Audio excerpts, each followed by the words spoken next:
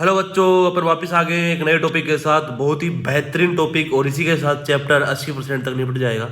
केवल और केवल 20% रहेगा, ठीक है ना।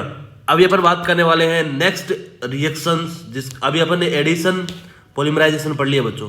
अब अपन नेक्स्ट पॉलीमराइजेशन पढ़ने वाले हैं, नेक्स्ट रिएक्शन पढ़ने वाले हैं पॉलीमराइजेशन की। इसका नाम होता है कंडेंसेशन पॉलीमराइजेशन। कंडेंसेशन का मतलब भी होता है कुछ न कुछ चीज बाहर निकलना, ठीक है ना। तो कंडेंसेशन पॉलीमराइजेशन इसे बोला जाता है बच्चों स्टेप ग्रोथ पॉलीमराइजेशन। क्या बोला जाता है? Step growth polymerisation.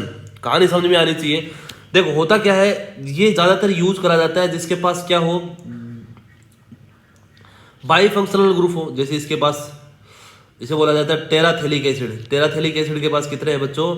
जिसका यूपीसी नाम क्या है? बेंजीन 1,4 डाई कार्बोक्सिलिक एसिड, ठीक है ना। इसके पास कितने फंक्शनल ग्रुप है? 2 फंक्शनल ग्रुप है।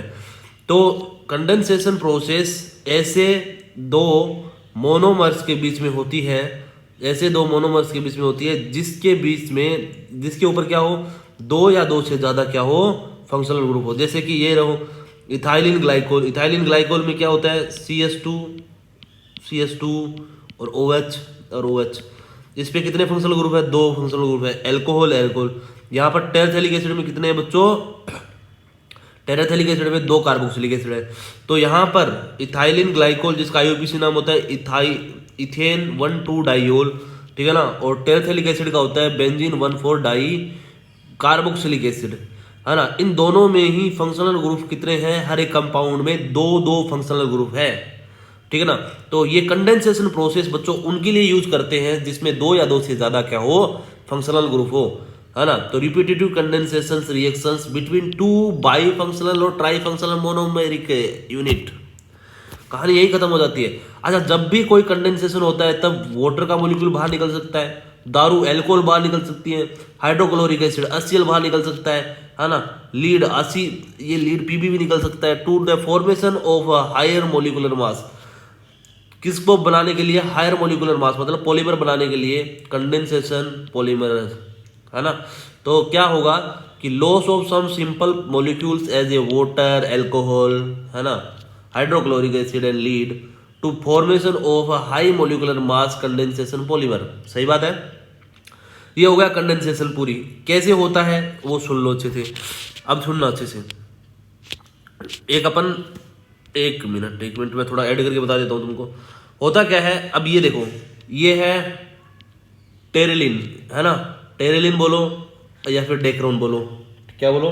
टेरेलिन बोलो या फिर डेक्रोन बोलो। टेरेलिन और डेक्रोन की मोनोमर यूनिट पूछ सकता है एग्जामिनर। तो टेरेलिन और डेक्रोन की मोनोमर यूनिट होती है टेरेथेलिक एसिड और इथाइलिन ग्लाइकोल। अपन क्या बनाने वाले हैं? टेरेलिन बनाने वाले हैं। अब देखो, पहला होता है इथाइलिन ग्लाइकोल CH2, सॉरी अभी अपन लिख देते हैं CH2, ठीक है ना, OH और OH। ये कौन है? अपना इथाइलिन ग्लाइकोल। कौन है? इथाइलिन ग्लाइकोल, जिसका नाम क्या होगा? Ethane 1,2 diol. सही बात है। इसकी रिएक्शन किसके साथ कराएंगे अपन? टेरेथेलिक एसिड के साथ। ये रहा टेरेथेलिक एसिड। टेरेथेलिक एसिड में क्या होगा बच्चों? एक बेंजीन होगी पूरी पूरी, और उसमें क्या होगा? C डबल बॉन्ड है OH, है ना। इसको मैं थोड़ा सा अलग तरीके से लिखता हूँ। यहाँ पर है C डबल बॉन्ड OH, यहाँ पर भी देख लो बच्चों C डबल बॉन्ड OH। समझे बात क्या? यहाँ से वाटर का मॉलिक्यूल निकल जाएगा ऐसे करके, है ना। वाटर का मॉलिक्यूल निकल जाएगा, ठीक है। तो इस रिएक्शन में अपन ने क्या करा है, इधर वाले का तो OH लिया है, ठीक है ना। और इधर से भी देखो ऐसे क्या होगा, ये एक मोनोमर है, ये एक मोनोमर है, और ये भी मोनोमर है। 2 अलग अलग मोनोमर है। तो यहाँ पर ये जो वास्तव में है वो क्या है? कोपोलीमर का एग्जाम्पल है। कोपोलीमर बनते हैं अपने, कोपोलीमर का एग्जाम्पल है ना, जब 2 अलग अलग मोनोमर यूनिट होती है तो कोपोलीमर बनाते हैं। तो यहाँ पर क्या होगा? वाटर का मोलिक्यूल बाहर निकल जाएगा, है ना। वाटर का मोलिक्यूल बाहर निकलते क्या होगा? देखो CH2, ठीक है, आपस में जुड़ गया ऑक्सीजन। फिर कौन आ गया? CO, ठीक है, वाटर का मोलिक्यूल, और इसके अंदर ये। तो यहाँ पर देख लो अच्छे से यहाँ से देखना अच्छे से। अब होगा क्या, यहाँ से तुम अगर इसका हाइड्रोजन अलग करते हो, इसका हाइड्रोजन अलग करते हो, तो इसका तुम्हें OH अलग करना पड़ेगा। मतलब क्या होगा, ऐसे लंबी चेन बनेगी ना, पहले ये, बाद में ये, फिर ये वापिस ये, फिर ये, है ना, समझ रहे हो? पहले ये जुड़ेगा, बाद में ये जुड़ेगा, फिर ये जुड़ेगा, फिर ये जुड़ेगा, फिर ये जुड़ेगा, ये जुड़ेगा, ऐसे लंबी चेन बढ़ती जाएगी।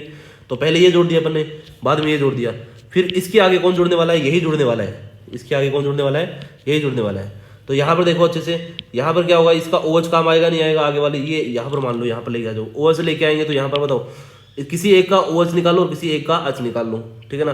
तो वाटर का मोलिक्यूल, तुम अगर यहाँ से इसको हाइड्रोजन को निकालते हो तो यहाँ से तुम्हें OH निकालना पड़ेगा कंप्लीटली।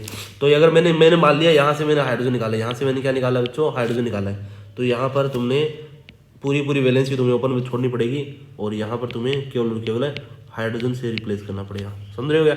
अगर तुमने यहाँ से OH निकाला है पूरा है ना, तो तुम्हें यहाँ से फिर क्या निकालना पड़ेगा, H निकालना पड़ेगा। तो ये पूरी कहानी होगी। इसमें N मॉलिक्यूल जुड़ेंगे, इसे बोला जाता है टेरेलिन। क्या बोला जाता है, इसे बोला जाता है टेरेलिन, डेक्रोन, है ना। ये आगे भी आएगा। तो ये पूरी प्रोसेस मैंने तुम्हें बना के दिखा दी एक बार, कैसे बनता है पॉलीमर, ठीक है ना। तो यहाँ पर इसके भी N मॉलिक्यूल, इसके भी N मॉलिक्यूल, बहुत सारे मॉलिक्यूल आपस में मिलकर को पॉलीमर बना देंगे। इसे बोला जाता है टेरेलिन या फिर डेक्रोन, ठीक है। तो अब समझ में नहीं आया तो वैसे समझ में आ जाएगा, मैंने बना के दिखा दिया। तुम्हें बस यही बनाना है, ठीक है ना, तुम्हें बस यही बनाना है। मैंने तुम्हें यहाँ पर ये बना के दिखाया सिर्फ और सिर्फ, ठीक है। सम इम्पोर्टेंट कंडेंसेशन पॉलीमर, जैसे अपन ने एडिशनल पॉलीमर के एग्जांपल देखे थे ना, जैसे पॉलीथीन हो गया ये वो, ठीक है ना। ऐसे ही अपन क्या देखने वाले हैं, सम इम्पोर्टेंट कंडेंसेशन पॉलीमर पढ़ने वाले हैं। पहला ग्रुप है पॉलीएमाइड। कौन सा है, पॉलीएमाइड। एमाइड मतलब जानते हो ना, एमाइड बॉन्ड बनेगा, ठीक है ना, पॉलीएमाइड। अब बताते हैं कैसे होगा, क्या होगा। तो होगा क्या, सुनो अच्छे से, पॉलीएमाइड्स। तो यहाँ पर ये कहानी देखो, पॉलीएमाइड्स पढ़ने वाले हैं। अभी क्या पढ़ने वाले बच्चों अपन, पॉलीएमाइड्स।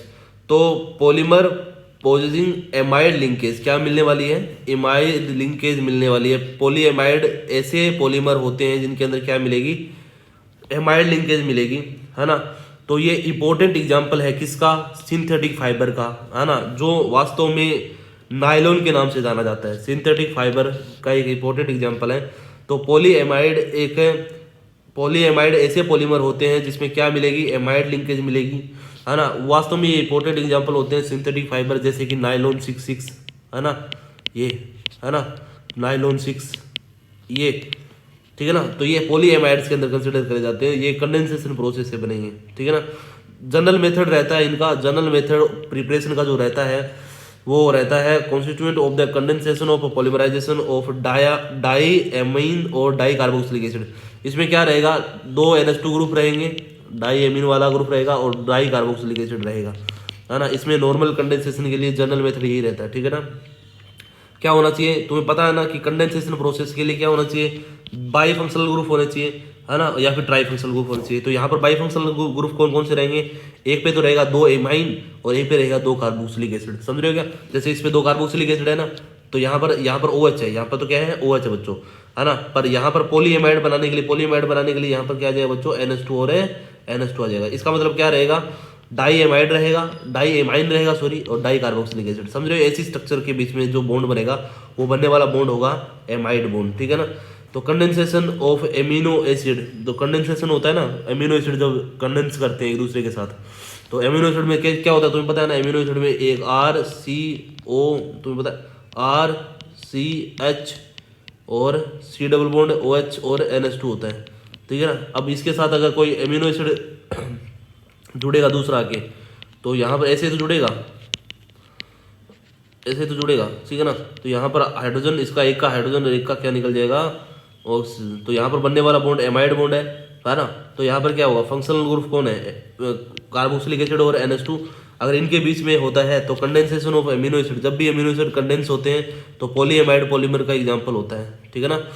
और देयर लेक्टम्स, तो जब भी एमिनो एसिड का कंडेंसेशन होता है तो पॉलीएमाइड का ही एग्जांपल होता है, ठीक है ना। तो जब भी कोई प्रोटीन बनता है तो प्रोटीन एक पॉलीएमाइड का ही एग्जांपल है बच्चों, क्योंकि प्रोटीन के अंदर क्या होते हैं, बहुत सारे अमीनो एसिड एक के साथ एक लगे रहते हैं, है ना, जिसमें से क्या होता है, एक का एसिड यूज होगा और एक का क्या यूज होगा, एमीन ग्रुप यूज होगा। समझा ये पूरी कहानी। तो यहाँ पर क्या होने वाला है, ये पूरी कहानी होने वाली है। अब आगे देखते हैं इसके एग्जाम्पल से। अभी अपन पहला एग्जाम्पल है अपन किसका एग्जाम्पल पढ़ रहे हैं बच्चों, पॉलीएमाइड का। पॉलीएमाइड का पहला एग्जाम्पल है नाइलॉन 66, दूसरा एग्जाम्पल है नाइलॉन 6। ठीक है ना, दोनों के एग्जाम्पलों के बारे में बात करेंगे अपन। पहले जो नाइलॉन 66 की बात कर लेते हैं। नाइलॉन 66 को बोला जाता है, ये रहा नाइलॉन 66, है ना। नाइलॉन 66 एक कंडेंसेशन प्रोसेस से बनेगा, है ना। नाइलॉन 66 में क्या होगा, एमाइड बॉन्ड लिंकेज मिलेगी, ठीक है, क्योंकि तभी तो इसको एमाइड ग्रुप के अंदर रखा गया है, तभी तो इसको पॉली एमाइड ग्रुप में रखा गया है ना बच्चों। अब अपन बात करते हैं, इसको बनाने के लिए हाई प्रेशर की जरूरत पड़ती है ना। इसके लिए मोनोमर यूनिट याद रखने। तो मैंने क्या बोला था तुमको, एग्जामिनर क्या पूछा तुमको, इसका यूज क्या है, वो भी पूछ सकता है बहुत ही रेयर कंडीशन में। पर एग्जामिनर इस चैप्टर के अंदर तुम्हें पॉलीमर पूछने वाला है और उसकी मोनोमर यूनिट क्या है ये पूछने वाला है, ठीक है। अब अच्छे समझने की कोशिश करना। नायलॉन 66 है, नायलॉन 66 क्यों बोला जाता है इसको, तो देखो एक नायलॉन 66 के अंदर मोनोमर यूनिट होगी adipic acid and hexa ethylene diamine, hexa ethylene diamine. तो हेक्सा इथाइलिन डाइएमीन के अंदर कितने कार्बन है बताना जरा मेरे को, 6 कार्बन है ना। और एडीपिक एसिड के अंदर भी कितने कार्बन है, 6 कार्बन है, 1 4 ये रहे और 1 ये रहा। तो 6 कार्बन होने की वजह से इसको 6 और ये 6 कार्बन आपस में जुड़ेंगे तो इसे बोला जाता है नायलॉन 66। ये 6 रिप्रेजेंट करता है एडीपिक एसिड कार्बन को और ये 6 रिप्रेजेंट करता है हेक्सा इथाइलिन डाइएमीन को। समझे बात क्या, ये पूरी कहानी हो गई, ठीक है। ठीक है, अभी के लिए सुनो अच्छे से। तो ये बनेगा कैसे, तो एडीपिक एसिड और हेक्सा इथाइलिन डाइएमीन का अपन क्या कराते हैं बच्चों, कंडेंसेशन करवाते हैं, ठीक है। तो एक पेज अलग ले लेते हैं अपन, उसके अंदर कंडेंसेशन कराते हैं। तो पहला आता है एडीपिक एसिड। कौन है एडीपिक एसिड, एडीपिक एसिड में क्या होगा देख लो अच्छे से। एडीपिक एसिड में CS2 ऐसी कितनी यूनिट रहेगी, 4, और C डबल बॉन्ड OH, है ना, और इधर भी C डबल बॉन्ड OH। इसकी रिएक्शन अपन ने किसके साथ करा दी बच्चों, इसकी रिएक्शन अपन ने करा दी अपन ने, ये तो एडीपिक एसिड हो गया, क्या हो गया एडीपिक एसिड, है ना। कहाँ आया था तुम्हें पता है ना, मैंने GOC करवाई थी तो मैंने बोला था 2 कार्बोक्सिलिक एसिड में अगर 4 कार्बन हो, ओम्स गैप याद है तो किसी को, है ना। तो कितने कार्बन है, 0 carbon, 1 carbon, 2 carbon, 3 carbon, 4 carbon, 4 carbon के लिए बोला जाता है एडीपिक एसिड, ठीक है ना, एडीपिक एसिड। और ऐसे ही तुम्हें पता है ना, अपन जब कोऑर्डिनेशन पढ़ा था, कोऑर्डिनेशन के अंदर आया था एक आया था इथाइलिन डाइएमीन, आया था नहीं आया था EN। वैसे क्या होता है, अगर CS2 की 6 यूनिट होती है ना, और यहाँ पर NH2 और यहाँ पर भी NH2, तो इसे बोला जाएगा बच्चों क्या, हेक्सा इथाइलिन डाइएमीन, ठीक है ना। अब इसमें से एक में से OH और एक में से हाइड्रोजन निकल जाएगा, किसी एक से OH निकाल दो, किसी एक से क्या निकाल दो, हाइड्रोजन निकाल दो। तो यहाँ से हाइड्रोजन निकल जाएगा किसी एक से, और यहाँ से OH निकल के क्या बनेगा, कंडेंसेशन प्रोसेस हो जाएगी। तो यहाँ पर CS2 4CONH, ठीक है, और यहाँ पर आएगा CS2 और यहाँ पर आएगा NH ऐसे वैलेंसी और COO, ये हो गया। इसके एन कंडेंसेशन के बाद में ऐसे मॉलिक्यूल बन जाएगा, इसे बोला जाता है नायलॉन 66, इसे बोला जाता है नायलॉन 66, ठीक है ना।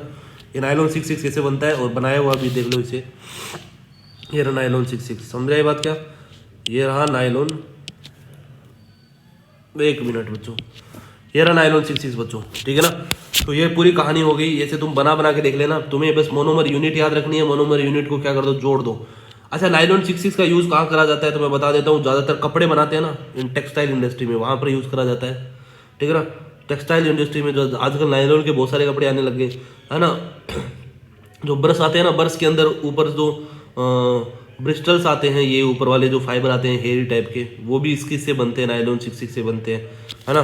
कुछ एक सीट होती है जो नायलॉन से बनती है, आजकल नायलॉन की बहुत सारी सीटें आने लगी जो एक्सपेरिमेंट में यूज़ करी जाती है, ठीक है ना। तो कुछ एक पेपर सीट होती है ना, पेपर जैसी सीट होती है, ये नायलॉन की बनी हुई सीट है बच्चों, है ना, नायलॉन की बनी हुई है, ये कागज़ नहीं है, ये नायलॉन की बनी हुई सीट है, ठीक है ना। और ये है ब्रश, ब्रश के अंदर जो हेयर्स होते हैं वो भी है ना, ब्रिस्टल ऑफ हेयर्स बोला जाता है, ब्रिस्टल ऑफ ब्रशेज बोला जाता है। और टेक्सटाइल इंडस्ट्री, इनमें इसका यूज़ करा जाता है। अच्छा, इसके अंदर ऐसा क्यों यूज़ करा जाता है, इसकी क्या क्या प्रॉपर्टीज़ है नायलॉन 66 की, वो सुनो। तो वास्तव में नायलॉन 66 होता है वो फाइबर फॉर्मिंग सॉलिड होता है। क्या बनाने, देखो नायलॉन 66 का यूज़ करा जाता है फाइबर बनाने में। क्या ऐसा सॉलिड जो क्या बनाए, फाइबर्स बनाए, जो फाइबर का यूज़ करेंगे अपन कपड़ा बनाने में।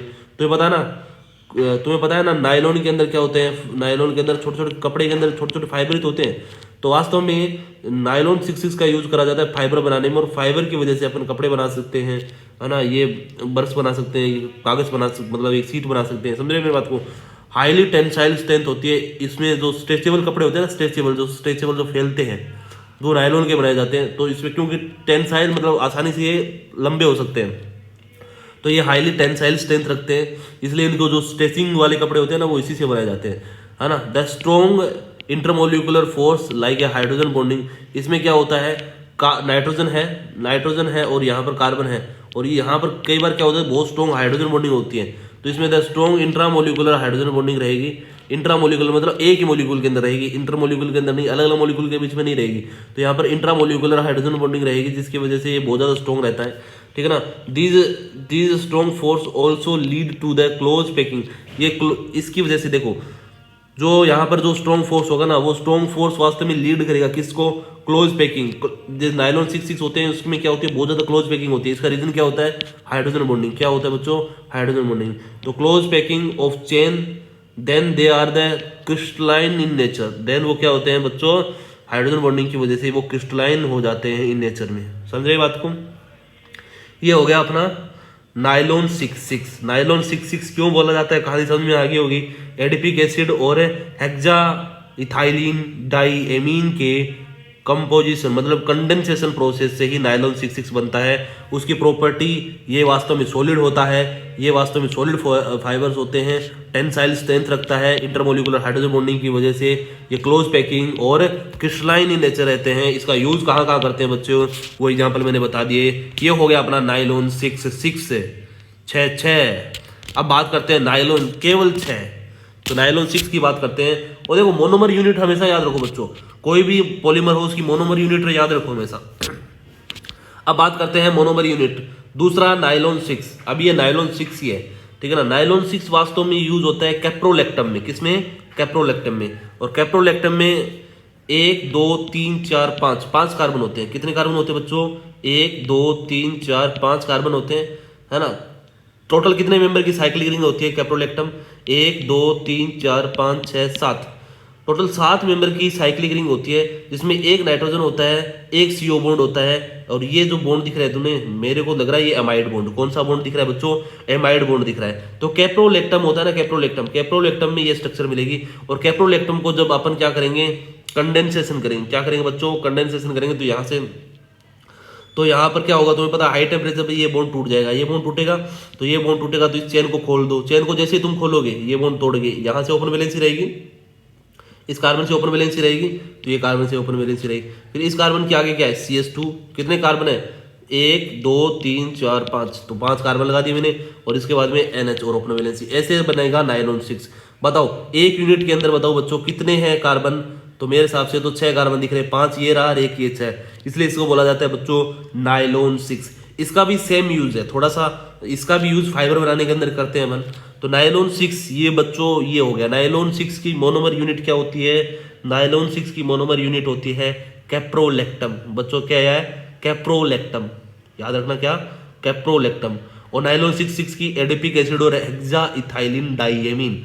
ये थोड़े थोड़े पॉइंट है बच्चों जिसको याद रखना बहुत जरूरी होता है। टेरिलिन की थैलिक एसिड और कौन सा था बच्चों, इथाइलिन ग्लाइकोल, ठीक है ना। तो ये टेरिलिन का था, डेक्रोन जिसे बोला जाता है। वो डेक्रोन वापस भी आएगा थोड़ी देर बाद में, ठीक है। अब बात करते हैं नायलॉन 6 का यूज क्या है। तो मैन्युफैक्चरिंग ऑफ टायर कोड्स, जो टायर के अंदर ये छोटे छोटे कोड्स होते हैं ना, इनको बनाने के लिए यूज करा जाता है ना। फाइब्रिक्स में, ये रहा फैब्रिक इंडस्ट्री में, और रोप बनाने के अंदर इसको नायलॉन 6 का यूज करते हैं बच्चों, ठीक है। अभी अपन ने पोली एमाइड पढ़ लिया, अभी अपन ने क्या पढ़ा बच्चों, पोली एमाइड पढ़ा। अभी अपन पढ़ने वाले हैं पोली एस्टर, क्या पढ़ने वाले हैं, उसी कंडेंसेशन के अंदर पढ़ने वाले हैं पोली एस्टर, ठीक है ना। पोली एस्टर के बाद में अपन ये चैप्टर लगभग क्या हो जाएगा, 80% पूरा हो जाएगा, ठीक है ना। तो अभी पढ़ने वाले हैं नेक्स्ट वीडियो के अंदर अपन पोली एस्टर। जैसे पोली एमाइड बनाया था ना, उसमें एमाइड बॉन्ड था, और पॉली एस्टर में क्या होगा, कौन से बॉन्ड होंगे, एस्टर बॉन्ड होंगे। तो एग्जामिनर पूछ सकता है कि बताइए एग्जांपल बताइए पॉली एमाइड्स के, तो पॉली एमाइड के एग्जांपल बताओगे तो तुम नायलॉन 6 बता देना, नायलॉन 6 बता देना, ठीक है ना। ऐसे क्या होगा, तुम्हें पॉली एस्टर के भी पूछ सकता है। पॉली एस्टर के एग्जाम्पल अपन नेक्स्ट वीडियो के अंदर डिस्कस करेंगे। अभी के लिए बस इतना ही, बाकी बातें करेंगे ब्रेक के बाद। धन्यवाद।